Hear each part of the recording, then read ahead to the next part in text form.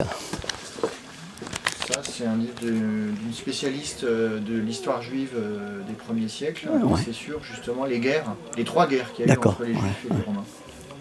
Et alors pour les photos de Jérusalem, c'est un point d'honneur parce que c'était l'époque que la plupart, je dis bien la plupart des gens ignorent, c'est que les Arabes et les Juifs, étant cousins, ils se sont toujours bien entendus.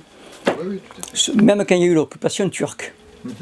Et là, ces photos sont magnifiques. Alors, c'est pas Jérusalem, hein, c'est Bethléem. Bethléem, pardon, excusez-moi. Donc, Voilà, ça vient de l'école biblique de... oui, ce sont les chrétiens. Ouais. Les chrétiens d'Orient. Les Vous chrétiens... avez peut-être vu en bas de la rue, il y a une grande affiche que j'ai posée hier soir d'ailleurs. Je vais la photographier. Alors, qu'est-ce que vous allez me dire sur cette librairie qui est assez exceptionnelle? Et asseyez-vous, ouais. Et exceptionnelle et quand même qui est insolite, quoi. Vous voulez que je m'assoie? Ouais, asseyez-vous. Faites comme chez vous. Qu'est-ce que je dois dire?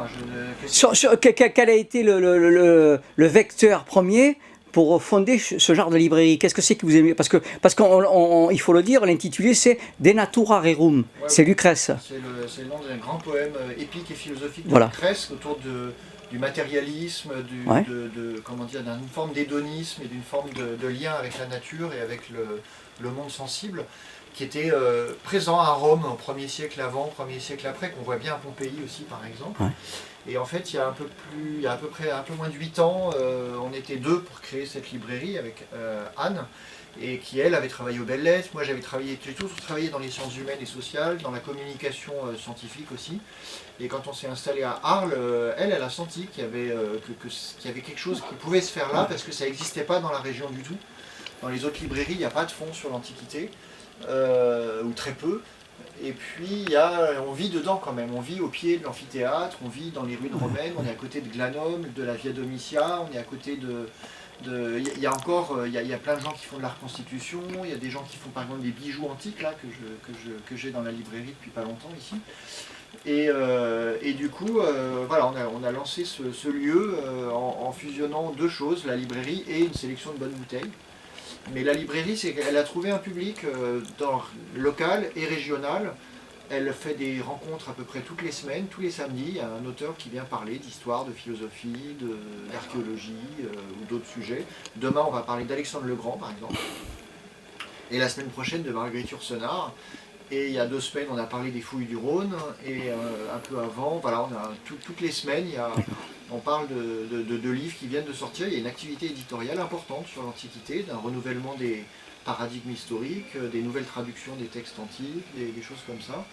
Et donc moi, je travaille sur tout ce fond-là. Il y a plus de 5000 ouvrages maintenant dans la librairie. Alors il y a des petites excroissances au-delà de l'Antiquité. L'Antiquité, c'est les Grecs et les Romains, les Gaulois, le Proche-Orient ancien, un peu de Chine ancienne, de choses comme ça. Mais c'est aussi un peu de préhistoire. L'époque omeyyade, la conquête des musulmans. Ça vous l'avez? Moyen-Âge Voilà.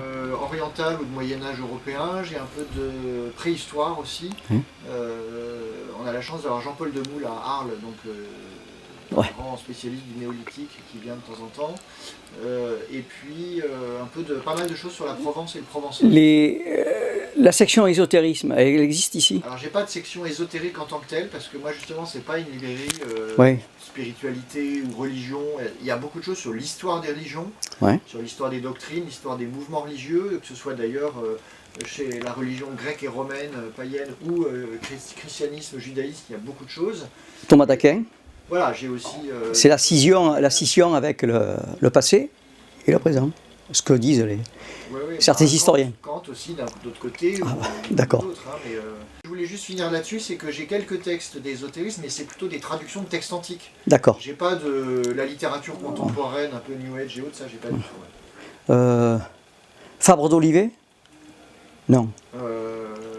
Qui s'est intéressé au genre humain, qui est auteur du 19e siècle, né à Ganges, qui a été complètement oublié. Je crois même qu'il a été mis à l'index, pas oublié.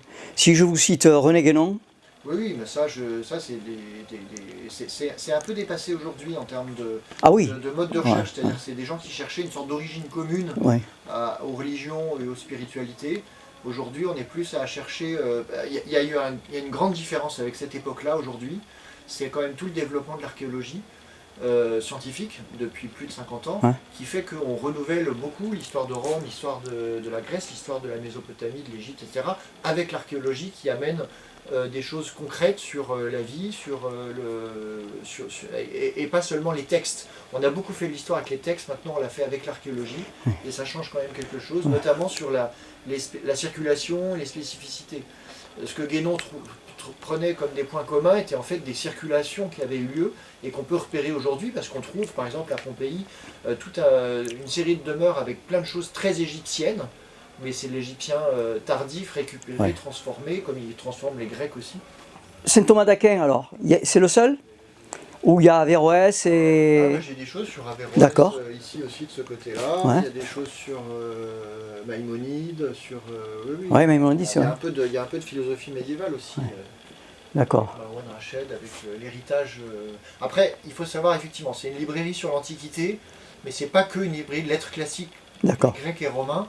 Il y a aussi un aspect Proche-Orient très important, Égypte, Mésopotamie et suite, dans la mesure où en plus, c'est mon histoire à moi, c'est là où tout se croise en fait. D'accord. C'est que moi j'ai vécu pendant 7 ans entre le Liban et l'Égypte, et donc je connais assez bien, j'étais pas archéologue à la base, j'étais historien. Mais, le pays du cèdre.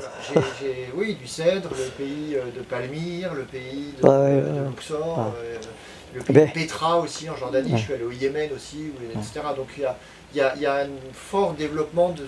C'est ce que je dis quelquefois sur cette librairie à Arles par rapport aux autres librairies. Arles est une ville avec 9 librairies en centre-ville. Moi j'ai la librairie la plus orientale d'Arles, c'est celle qui est la plus à l'est, mais aussi la plus ouverte à ça. Pour finir juste peut-être, justement, des rencontres toutes les semaines, mais aussi des expositions toute l'année. Donc en ce moment c'est une exposition de photographie ancienne du 19e siècle de Bethléem. Mais sinon, c'est des photographes contemporains que j'accueille, ou des dessinateurs au printemps d'ailleurs, parce que le Festival du dessin à Arles maintenant. J'y étais l'année dernière. Et du coup, toute l'année, depuis 7 ans, il y a eu une quarantaine d'expositions ici qui ont eu lieu. Il y a eu plus de 200 rencontres en 7 ans. Et il y a aussi un site en ligne, il y a aussi beaucoup d'activités pour faire vivre un lieu. Donc les moments de prédilection pour venir ici, pour exposer, pour rencontrer du monde au niveau des rencontres intellectuelles, pour un échange intellectuel et surtout un enrichissement intellectuel. C'est quel mois? Juillet, non mais juillet-août, c'est le... Alors juillet, c'est les rencontres de la photo à Arles, il y a plein de monde. Mais dans la librairie, justement, je tiens à ça, c'est que c'est toute l'année. Avec un petit pause en janvier, mais sinon de février à décembre, il y a des rencontres quasiment tous les samedis, quelquefois il y en a plus. Il y en a 2 par semaine, il y a quelques concerts, il y a quelques représentations. La librairie produit aussi des spectacles antiques, lecture de textes antiques ou mythologiques accompagnés de musique. Dans le texte? Dans le texte, en traduction. Est-ce que vous pouvez nous rappeler le nom de la librairie, qui est magique, et... Alors la librairie s'appelle De Natura Rerum, donc inspirée d'un grand texte de Lucrèce. Elle est située rue du Refuge, à côté de l'amphithéâtre d'Arles, donc à Arles, une ville, la petite Rome en fait, une ville très importante à l'époque romaine, qui a été une ville de résidence impériale de Constantin, les premiers conciles.